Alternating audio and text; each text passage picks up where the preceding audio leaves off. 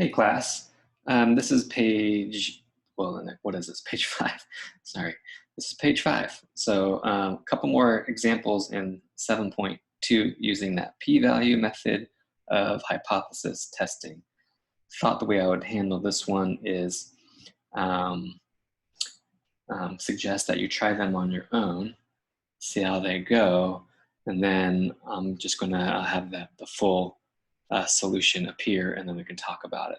Okay, so if you want to try it now, I would pause your video and then check it out when you hit play.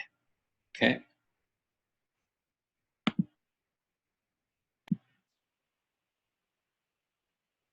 Okay, so here's what we have.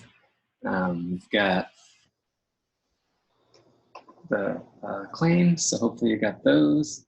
Because the statement, the claim is less than 4.9, so there's your claim right there, less than 4.9. The h sub 0 is the opposite. Work out that z-score. There's your sample mean. And that came from that random sample of 60 customers. Right? And then the 4.9 comes from the claim. So there's that 0.6 over square root of 60. So that calculates out to be negative 1.29. Look that up in the table, and it's a left-tailed test, right? So it's just the table directly. There's your p-value. What you do with that p-value is you compare it to alpha, 5%, right? So p is about almost 10%, alpha 5%, p is bigger, right? So since p is larger than alpha, that's always failed to reject h sub 0. Finally, to make your final conclusion, HA is the claim, and we're failing to reject h sub 0. So that's going to be insufficient to support the claim. And you can always look that up in that little conclusion table at the beginning of this packet. The other one, number 7, looks like this. This one's a two-tailed test, right? Because the brewery is claiming that the mu is equal to 32. Right? So the opposite of that is not equal, and that's two-tailed. Z-score is calculated out to be negative 2.65.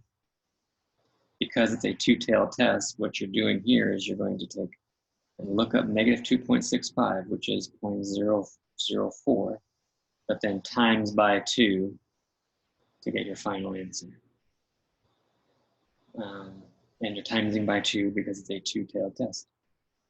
So here we have p is smaller than alpha, so then it's reject h sub 0. So when you reject h sub 0, and h sub 0 is the claim, that again, going to that conclusion table, you'll have sufficient evidence to reject.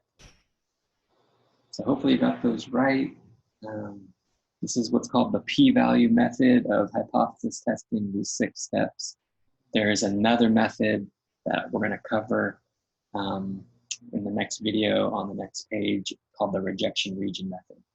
Okay, so this is the end of this video on p-value method. Hope all is well. I'll talk to you later. Bye.